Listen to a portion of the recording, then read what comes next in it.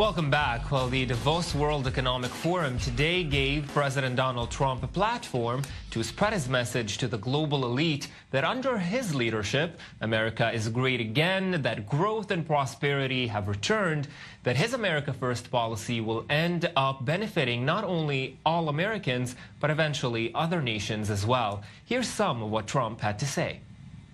As President of the United States, I will always put America first, just like the leaders of other countries should put their country first also. But America first does not mean America alone. We've massively cut taxes for the middle class and small businesses to let working families keep more of their hard-earned money. We lowered our corporate tax rate from 35% all the way down to 21%.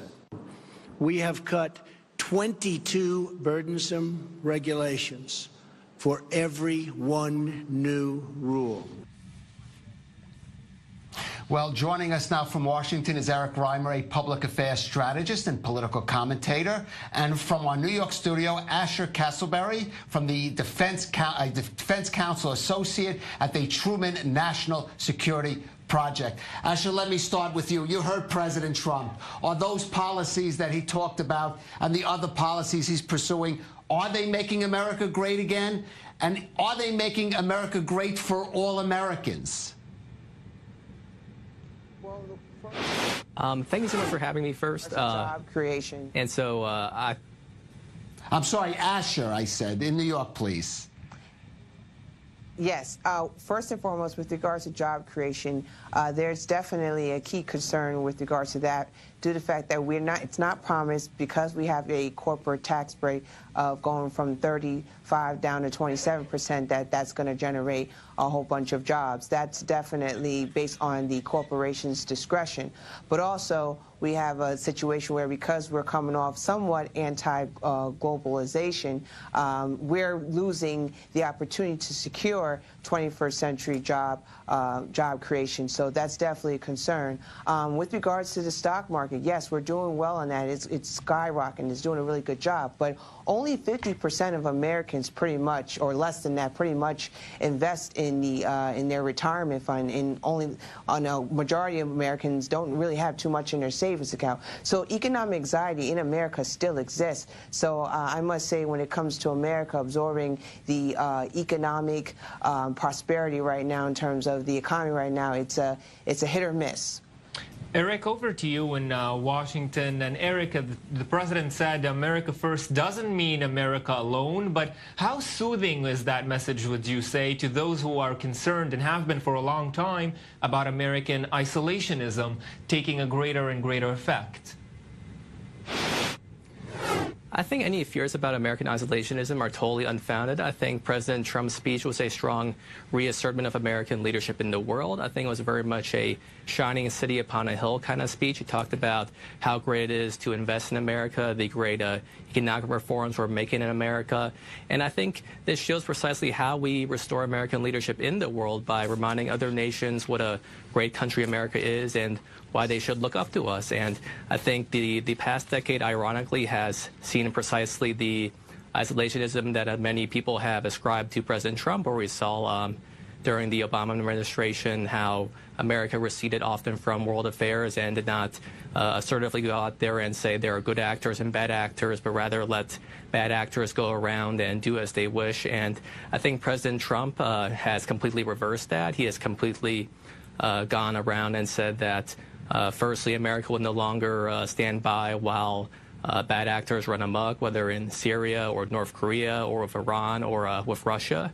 And he's also begun emphasizing the importance of international trade as well. I think international trade is a vital topic. I think for the past few years, we've seen how bad actors in international trade have distorted the market. And free trade is great for the world. I mean, it reduces costs. It promotes innovation through competition. However, free trade doesn't work when there are people like China manipulating the currency and using low-cost labor or even forced labor in China's case. And I think President Trump's Davos speech really hit on all those points by reemphasizing the new, renewed work that America is doing. And I think that it's a strong reassertion of American leadership. Yes. Asha, back to you in New York. I'd like to give you the chance to respond to what we just heard from Erich Reimer. Well, I think that based on his message in Davos, it reflected definitely more of self-interest and more semi-mercantilist policies and a resistance to globalization. So I think that was definitely portrayed there. But with regards of the Obama administration standing back, I must say that with regards to the Trump administration, we do see them doing the same sort of thing. In Syria, we are somewhat losing our interests or securing our interests, or we don't really have a comprehensive strategy on how to fight off Russia or Iran in terms of securing their interests, and they're doing a better job than us there, as well as Iraq. Iran is pretty much running Baghdad, so we're kind of stepping back with regards to that situation. But looking into the free trade agreements, I think President Trump is definitely learning with regards to the TPP. He pulled out as in the beginning of his administration just because Obama joined it, so that was a reversal. But now he's probably looking into maybe I want to do this again because of the fact that it doesn't make sense in terms of leaving the TPP. So what we're seeing right now as a result of a year later, populism, is pretty much dissolving, and the reality is pushing back from globalization is not really to our strategic interests. Erich, I want you to address that point. It sounded like President Trump in Davos was backtracking a little bit on the TPP thing. Is he perhaps learning that the view from the Oval Office is different from outside? I mean, I think with the TPP, I think it shows that I think the debate back a few years ago regarding the TPP was very kind of convoluted and full of misinformation here in the United States. And I think now that President Trump is in office, he sees that it has not only some economic benefits, but also strategic benefits. And I think the fact that he threatened to basically leave TPP was more of a negotiating tactic and a way to encourage the other nations in the pact to adopt more fairer standards to increase the possibility of trade enforcement. And so I think he's definitely seen how it can be useful for our strategic objectives. Yes. Erich Reimer and Asha Castleberry, you're staying with us. We're going to continue this conversation on Trump and Davos and all the ramifications of that address right after this quick break. Stay with us.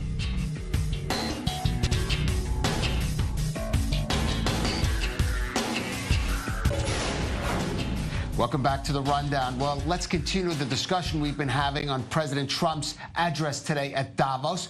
But let's focus now on what he said regarding security issues there. My administration is proud to have led historic efforts at the United Nations Security Council and all around the world to unite all civilized nations in our campaign of maximum pressure to denuke the Korean Peninsula. We continue to call on partners to confront Iran's support for terrorists and block Iran's path to a nuclear weapon. We're also working with allies and partners to destroy jihadist terrorist organizations such as ISIS, and very successfully so. Well, we're joined again from our Washington studio by Erich Reimer, a public affairs strategist and political commentator. And from New York, Asha Castleberry, a defense counsel associate at the Truman National Security Project. Let's go to New York. And Asha, I want to pick up on President Trump's comment about maximum pressure on North Korea. He seems to be suggesting there has been some progress on North Korea. Is he right to take any credit for any advance in that area? I must say I will give him somewhat credit as far as maximizing pressure on North Korea. But at the end of the day, we should allow covert diplomacy to be able to resolve the situation. And we also should be really realistic. Can we actually get North Korea to denuke? I don't know if denuclearization is realistic. I think on a better approach on how to stop proliferation in North Korea is something similar to the Iran deal. But then again, he is not in favor of it. So it makes it a lot harder to actually get North Korea to denuke and possibly stop proliferation. So, you know, all these policies, or these security policies, interconnected, and what matters is consistency and credibility. Erich, in Washington, I want to continue pressing this point on with you. How much can Trump really follow through with his promises? He wants to amend the nuclear deal, fix it, as he has called it before. But to what extent can he really make significant changes to a deal already signed by the previous American administration and other world powers? I think one major way is that President Trump is considering stating that he believes that Iran is not in compliance with the deal. And I think it just shows that the original Iran deal, as proposed signed by the Obama administration, had very little enforcement mechanisms and has not really reined in Iran at all. And I think that the administration, the Trump administration, is looking at all possible options to hold a bad actor like Iran accountable and try to restrain them from getting a nuclear weapon, which would be absolutely devastating for the region as well as world security. And I think not only President Trump, but Republicans in Congress are united in finding a way to make sure that to find ways to rein Iran in, and that includes finding ways to actually make this Iran deal somehow enforceable or actually give it some teeth. And so I think increased sanctions, other ways of building a greater coalition with world leaders, I think those are all possible ways of making sure, trying to rein in Iran's activities in the region and the world. Asher, Erich says that President Trump is on the same page as Congress, but of course, that Iran nuclear deal has other nations, of Russia, China, the European nations, all in that P5+1 group. Are they on the same page with Donald Trump? Are they going to be able to reach agreement on how to amend that deal if it's possible? No, it's set in stone, and it was actually progression that followed up after the Iran deal was pretty much agreed upon. Pretty much this administration is alone in terms of how they view it. There was a lot of progression as far as check and verifying the actual nuclear program. So again, this administration is alone with regards to how they view it as far as Iran being committed to that. And the deal is actually by design to be very tight. Once we have pretty much come across that Iran is actually proliferating their program, it was by design to snap back and pretty much impose sanctions on Iran. So it doesn't make any sense as far as what's going on right now. We should have just continued to progress in terms of an Iran deal. And Erich, in Washington, back to you. Was something missing, in your view, from Trump's speech in Davos today? A lot of people said he didn't go far enough in countering globalization.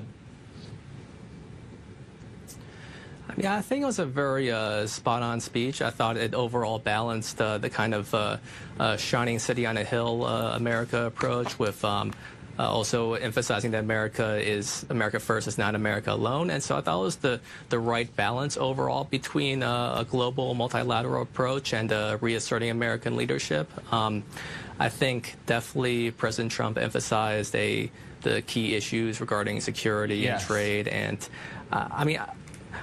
And I think certainly there's a lot more work to be done, but I think just like his UN speech was several months ago, was a strong step forward in America's new approach. Erich Reimer and Asher Castleberry, thank you very much for joining us for this debate. And that's it for the rundown for the day and the week, Calev. That's right, but I'll be back on Monday, so catch the rundown then and have a great weekend, and we'll see you then.